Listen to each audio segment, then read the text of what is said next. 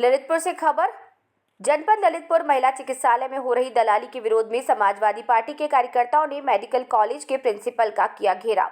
कार्यालय के समक्ष जमकर की नारेबाजी। सरकारी चिकित्सालय की स्वास्थ्य व्यवस्थाओं पर और मेडिकल प्रिंसिपल पर उठी सवाल। निःशुल्क की जगह रिश्वतखोरी हो रही है। अस्पताल परिसर में कुत्तों का निर्बाध भ्रमण होता रहता है। पूर्व में नवजात शिशुओं पर कुत्तों द्वारा हमला किया गया। अस्पताल प्रशासन सबक सिखाने को तैयार नहीं। पत्रकार बलराम पचौरी और प्रमोद गोस्वामी, ललितपुर। बिल का मुद्दा काफ़ी बार हम लोगों के सामने आया, लेकिन हम सीएमएस हम लोगों को बरगला के और समझा के बुझा के और अपना मुद्दे को शांत कर देती थी। लेकिन सबसे बड़ी दुर्भाग्य की बात है कि इतना बड़ा मेडिकल कॉलेज खुलने के बाद आज समस्या जो है हॉस्पिटल की, वो जस की तस है। कोई किसी प्रकार की रोक टोक नहीं है। पीड़ित लोगों को हॉस्पिटल में इतना डेमोलाइज किया जाता है कि मजबूर कर दिया जाता है।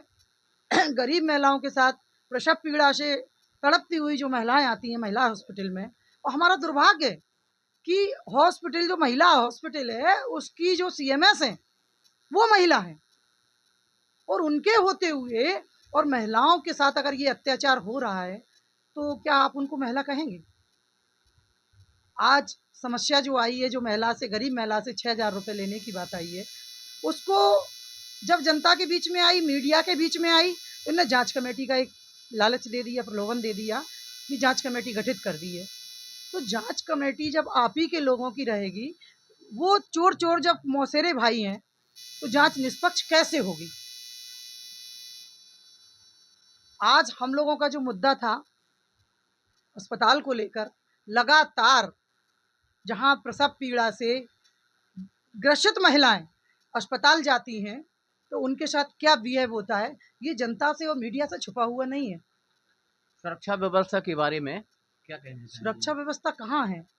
प्रसवों को, नवजात शिशुओं को, जहाँ पे नवजात शिशुओं को एक व्यवस्था दी जाती है, सुरक्षा दी जाती है, वहाँ पे कुत्तों की सुरक्षा मिलती है। आप खुलेआम देखिए, वहाँ कुत्ते घूमते रहते हैं। नवजात शिशुओं को कई बार ऐसी घटना सामने आई है, मीडिया से छुपी हुई नहीं है। नवजात शिशुओं को कुत्ते उठा के ले जाते हैं। और रही बात, सबसे बड़ी बात है कि एक महिला सीएमएस के होते हुए ये दलाली कैसे पनप रही है? कैमरा व्यवस्था के बारे में? कैमरा सारे बंद रहते हैं। आप अभी जाइए, अभी जांच करा लीजिए कैमरों की। जहां व्यवस्था की बात है वहां के सारे कैमरे बंद हैं। जहां इनको अपनी बात मजबूती से रखने की बात आती है, वहां इनके कैमरे सारे बंद हैं। कोई फुटेज नहीं है। और फुटेज की बात जब जहां आती है तो ये फुटेजों को रिमूव कर दिए जाते हैं। तो कहीं ना कहीं प्रिंसिपल ने क्या आश्वासन दिया? प्रिंसिपल साहब ने, हम लोगों ने जब गए तो ये बताइए, जब हमने जनता के बीच की आवाज को जनता के बीच में रखने की बात जब प्रिंसिपल साहब से कही तो उनने फोर्स इकट्ठा कर लिया और पुलिस के माध्यम से एक तानाशाही रवैये से उनने हम लोगों की वीडियो बनवाना शुरू किया। लेकिन हम लोगों को उनकी बात किसी प्रकार से समझ में नहीं आई। हम लोगों ने जब बाहर बुलाने की बात की तो बोले कि मेरी बीसी चल रही है, और पुलिस प्रशासन आया, पुलिस के जो नुमाइंदे आए उनको अंदर बुला, तो वहां बीसी कहाँ गई? वहां बीसी में आपका कोई इंटरफेयर नहीं हुआ क्या? तो उन्होंने भी आश्वासन दिया, उससे भी हम लोग अभी संतुष्ट नहीं है। अगर प्रिंसिपल साहब ने इस पे गहन कार्रवाई नहीं की, दलाली पर रोक नहीं लगाई है, आप देखिए मेडिकल कॉलेज में, जो मेडिकल कॉलेज की बात आती है, जो भर्तियां निकली हैं 11 महीने के लिए, उसमें खुलेआम 2-2, 2.5 लाख, 3-3 लाख रुपए लिया जा रहा है। तो आप लोगों से छुपा नहीं है। मैं मीडिया से भी अपने माध्यम से कहना चाहती हूँ कि इस प्रकरण को गंभीरता से आप लोग जनता के बीच में लाइए, जिससे उन दोषी लोगों पर कार्रवाई हो सके, और गरीब जो बिन पैसे के लोग हैं उनको आप लोगों के माध्यम से, विपक्ष के माध्यम से उनको न्याय मिल सके। बहुत बहुत धन्यवाद। आगे आपकी क्या रूपरेखा रहेगी? हम लोगों की, विपक्ष की जो रूपरेखा रहेगी, हमारा एक ही सिद्धांत है और एक ही विचार है।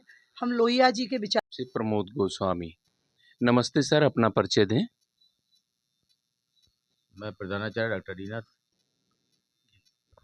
अभी जो प्रकरण चला है, महिला आयोग की सदस्या ने एक प्रकरण को लिया था, उसमें रिश्वत का मामला आया था, उसमें आपका क्या कहना?